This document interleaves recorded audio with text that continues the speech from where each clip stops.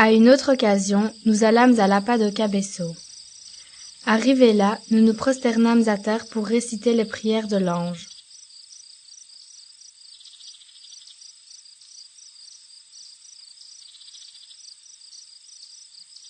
Après un certain temps, Jacinthe se redressa et m'appela. « Ne vois-tu pas tant de routes, tant de chemins et de champs pleins de gens qui pleurent de faim et n'ont rien à manger ? Et le Saint-Père dans une église, priant devant le cœur immaculé de Marie, et tant de monde qui prie avec lui ? »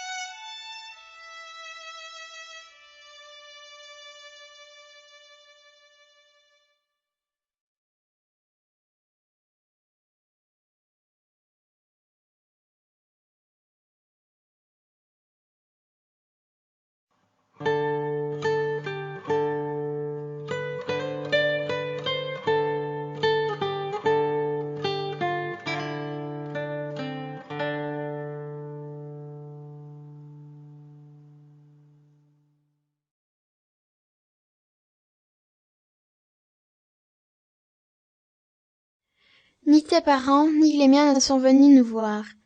Ils ne se soucient plus de nous. Ne pleure pas, nous offrons cela à Jésus pour les pécheurs.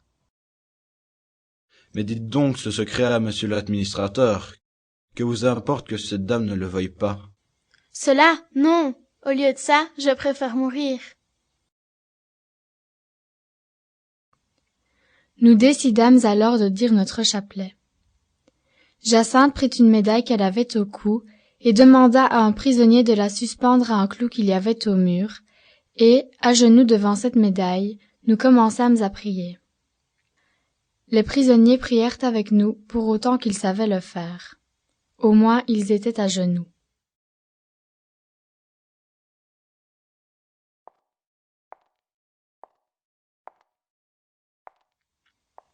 Plus tard, après nous avoir séparés, ils nous réunirent de nouveau dans une salle de la prison en nous disant que bientôt, ils viendraient nous chercher pour nous faire frire.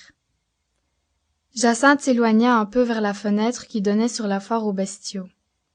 J'allai la chercher en lui demandant pourquoi elle pleurait. « Parce que nous allons mourir sans revoir ni père ni mère.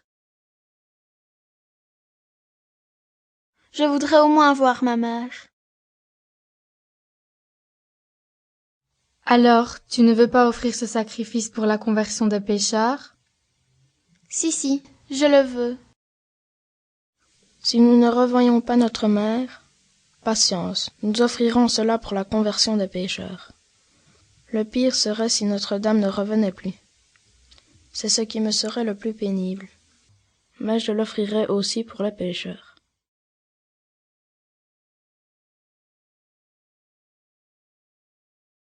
Parmi les prisonniers, il y en avait un qui savait jouer de l'accordéon. Ils commencèrent alors, afin de nous distraire, à jouer et à chanter. Ils nous demandèrent si nous savions danser. Nous leur dîmes que nous savions le fandango et le vira.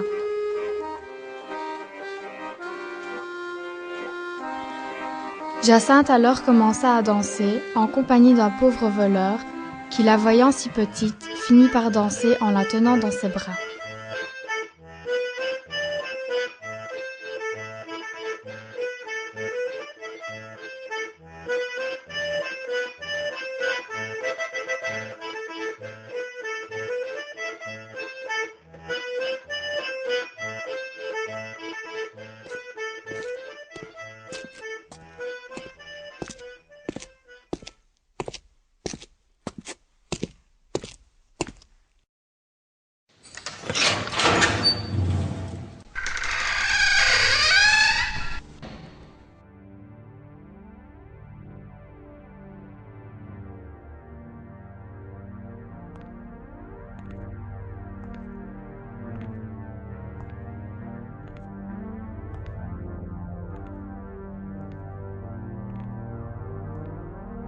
Dieu veuille que Jacinthe n'ait pas peur. Je vais dire un Ave Maria pour elle.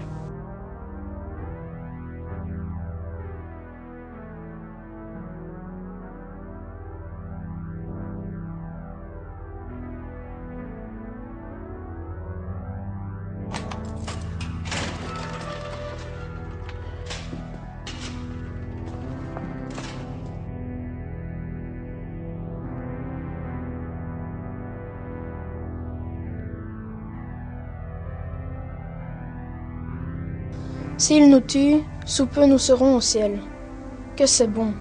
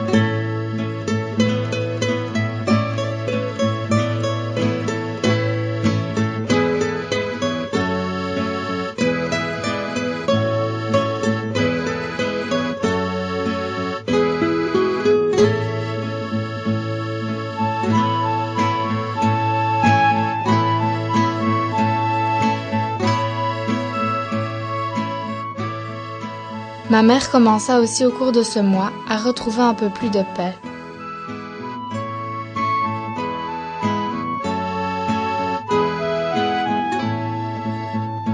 Elle avait l'habitude de dire « S'il y avait au moins une autre personne qui ait vu quelque chose, je pourrais peut-être croire. Mais parmi tous ces gens, il n'y a qu'eux qui voient. »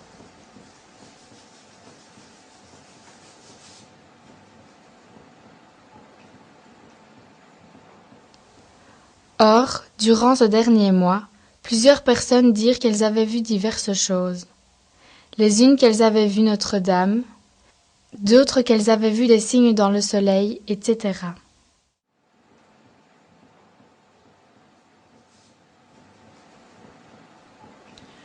Pour moi, il me semblait auparavant que s'il y avait eu une autre personne à voir quelque chose, j'aurais cru. Mais maintenant, tant de personnes disent qu'elles ont vu quelque chose, et je n'arrive pas à croire.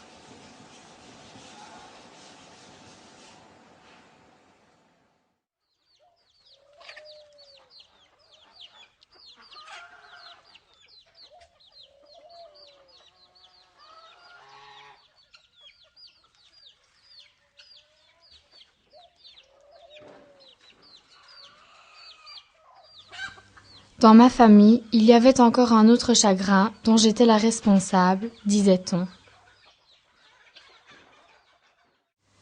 La Cova d'Airia était une propriété qui appartenait à mes parents. Au fond, il y avait un peu de terre, suffisamment fertile, dans laquelle on cultivait une bonne quantité de maïs, de légumes, de produits maraîchers, etc.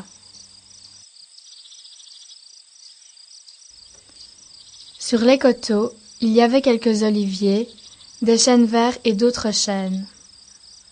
Or, dès que les gens commencèrent à se rendre là, il nous fut impossible d'y cultiver quoi que ce soit.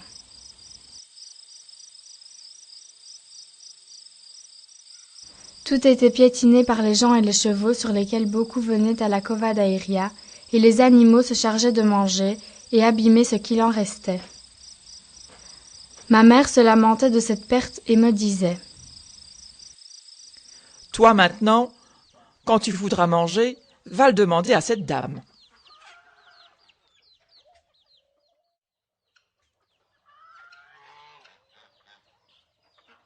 Il y avait, dans notre village, une femme qui nous insultait chaque fois qu'elle nous rencontrait. Nous la rencontrâmes un jour, alors qu'elle sortait d'une taverne, et, la pauvre, comme elle ne se maîtrisait plus, elle ne se contenta pas cette fois de nous insulter seulement. Lorsqu'elle eut terminé son travail, Jacinthe me dit: « Nous allons prier Notre-Dame et lui offrir des sacrifices pour la conversion de cette femme. Elle dit tellement de péchés que si elle ne se confesse pas, elle ira en enfer. » Quelques jours après, nous passions en courant devant la porte de cette femme. Soudain, Jacinthe s'arrêta au milieu de sa course, et se retournant, elle demanda: « Écoute, c'est demain que nous allons voir Notre-Dame ? » ?»« Oui. »« Alors nous ne jouerons pas, nous ferons ce sacrifice pour la conversion des pécheurs. » Et, sans penser que quelqu'un puisse la voir, levant les mains et les yeux au ciel, elle fit cette offrande.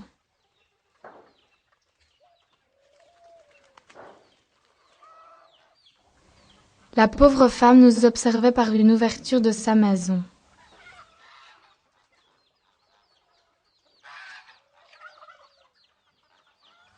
Ensuite, elle dit à ma mère qu'elle fut tellement impressionnée par cette action de Jacinthe qu'elle n'avait plus besoin d'autres preuves pour croire à la réalité des faits. À partir de ce moment, non seulement elle ne nous insultait plus, mais elle nous demandait continuellement de supplier Notre-Dame de lui pardonner ses péchés.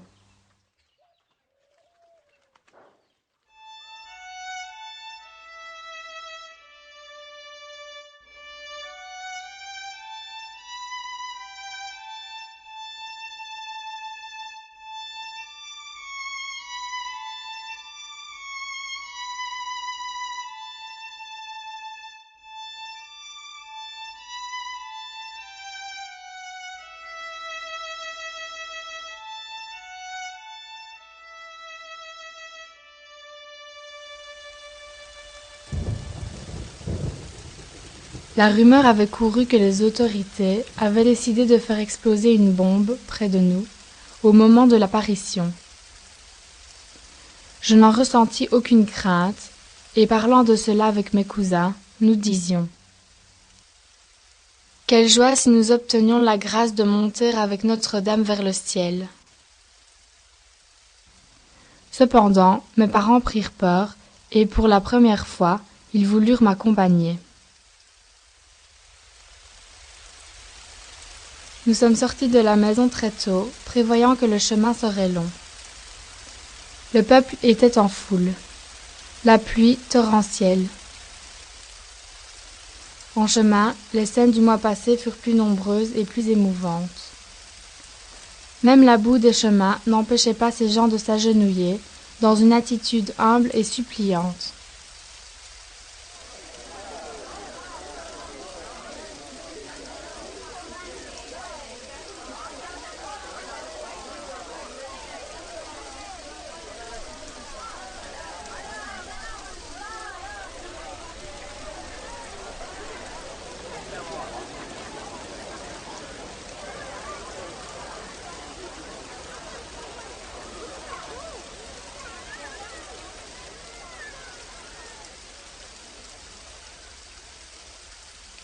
Arrivé à la Cova d'Aïria, près du chêne vert, poussé par un mouvement intérieur, je demandai à la foule de fermer les parapluies pour réciter le chapelet.